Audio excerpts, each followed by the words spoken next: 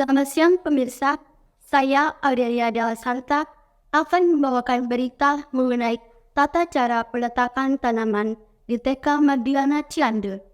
Tata cara meletakkan tanaman ini dilakukan untuk menghindarkan anak-anak TK dari tanaman-tanaman yang memiliki kandungan yang berbahaya bagi tubuh manusia. Secara jelas, rekan kami Adriana telah melakukan wawancara bersama Suster Rose yang merupakan salah satu guru di TK Mardiwana Cianjur.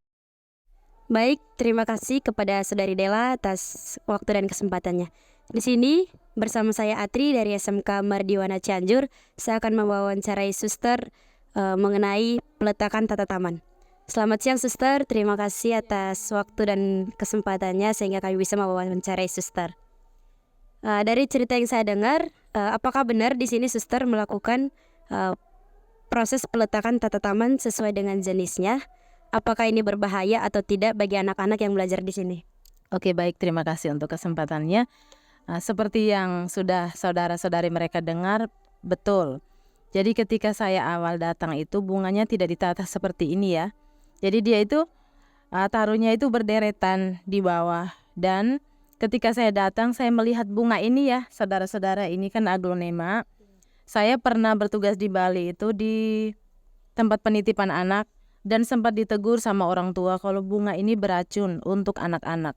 Jadi saya langsung berpikir bahwa ini TK, ini di sini ada anak-anak, alangkah baiknya supaya bunga ini jangan sampai racunnya itu mengenai anak-anak. Jadi sempat saya berpikir awalnya supaya bunga ini dipindahkan ke sekolah, ke unit lain yang anak-anaknya bukan anak kecil ya. Seperti SMA karena masih gersang, saya berpikir mau pindahkan ke sana. Tapi saya berpikir lagi kalau dipindahkan malah TK-nya yang gersang. Nah setelah itu saya coba komunikasi sama kepala sekolahnya, sama guru-gurunya bagaimana kalau seandainya kita menata taman ini supaya tetap kelihatan indah, cantik, asri, tapi tidak harus membuang bunga-bunga yang beracun. Dan saya coba bertemu Romo, meminta ide dari Romo, dan Romo mengizinkan saya meminta tolong orang gereja untuk membuat ini, kerangka ini, jadi gunanya untuk menata bunga. Nah, dengan pemikiran seperti itu, akhirnya saya mencoba menyusun bunga-bunga yang dirasa beracun dan berbahaya untuk anak-anak, tidak dibuang, tidak dikasih ke luar, tapi coba diletakkan di tataan yang paling atas, paling enggak tidak dijangkau sama anak-anak. Dan ketika kami menatanya, saya melihat bahwa guru-guru saya itu sangat antusias. Mereka juga bantu bekerja, menyusun, dan ini juga tanaman-tanaman baru ya. Ketika saya memulai pekerjaan ini, mereka merasa itu indah dan perlu didukung. Mereka juga ikut bekerja dan sampai saat ini, ya bagi saya TK itu sangat asri, sejuk, banyak tanamannya, sekalipun beracun bisa dipakai. Begitu saja. Dan untuk tujuannya apa ya Suster melakukan proses peletakan tata taman ini? Oke, tujuan yang pertama tentu supaya menghindari racun dari bunga ini terhadap anak-anak kan. Yang pertama itu. Yang kedua supaya sekolah ini tetap kelihatan indah, sejuk. Dan tentu kalau seandainya ada bunga, semangat mengajarnya ada, semangat bermain anak-anaknya ada. Jadi kita sendiri tidak merasa bosan di tempat ini.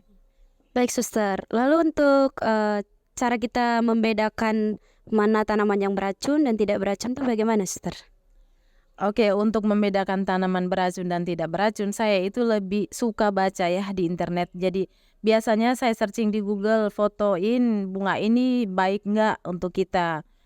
Ada yang beracun, ada yang tidak. Nah yang beracun itu saya harus berpikir ini diapakan. Kalau dibuang juga sayang, kalau tidak dibuang harus diapakan, seperti itu. Lalu kapan Suster mulai melakukan proses pengerjaan seperti ini Suster? Oke, terima kasih. Awal mulai pengerjaan ini itu di bulan Juni tahun 2023 itu pertama kali saya berpindah ke tempat ini. Waktu itu anak-anak sedang liburan. Nah, itu kesempatan yang baik untuk kami menata sekolah ini termasuk juga dengan ruangan-ruangan. Baik Suster, terima kasih. Lalu siapa saja yang terlibat dalam proses pembuatan peletakan tata taman ini? Oke, terima kasih. Seperti yang saya jelaskan tadi, yang turut terlibat tentunya ya guru dan karyawan. Semua kami di dalam unit ini bekerja sama. Lalu untuk ide melakukan peletakan tanaman seperti ini dari mana, Suster? Kalau ide ya itu saya sendiri. Itu ide saya sendiri. Ini yang terakhir, Suster. Mengapa Suster tetap memilih untuk merawat dan memelihara tanaman ini? Bahkan setelah Suster tahu bahwa tanaman ini tuh bisa berbahaya bagi anak-anak yang belajar di sini, apalagi mereka masih TK. Itu pertanyaan yang sangat baik ya. Karena ini menyangkut nilai hidup ya. Kita belajar dari tanaman juga. Ada tanaman yang beracun tapi indah. Ada tanaman yang indah juga tapi nggak beracun. Nah, kita bisa memilih apakah yang beracun ini harus dibuang, tapi ada manfaatnya.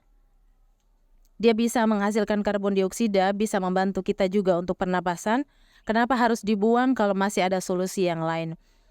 Tidak perlu dibuang, pemikiran saya dia tetap akan kelihatan indah kalau kita letakkan di tempat yang pas bagi dia, jauh dari jangkauan anak-anak. Baik, Suster, terima kasih atas waktu dan kerjasamanya. Oke, sama-sama. Terima kasih juga sudah mau mewawancarai saya. Ya, Suster. Baik pemirsa, inilah hasil wawancara saya.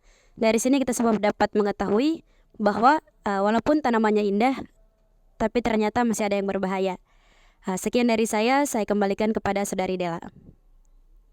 Demikian berita yang dapat saya sampaikan. Saya Aurelia Della Santa mengucapkan terima kasih atas perhatian Anda semua. Saya pamit undur diri. Selamat siang dan sampai jumpa.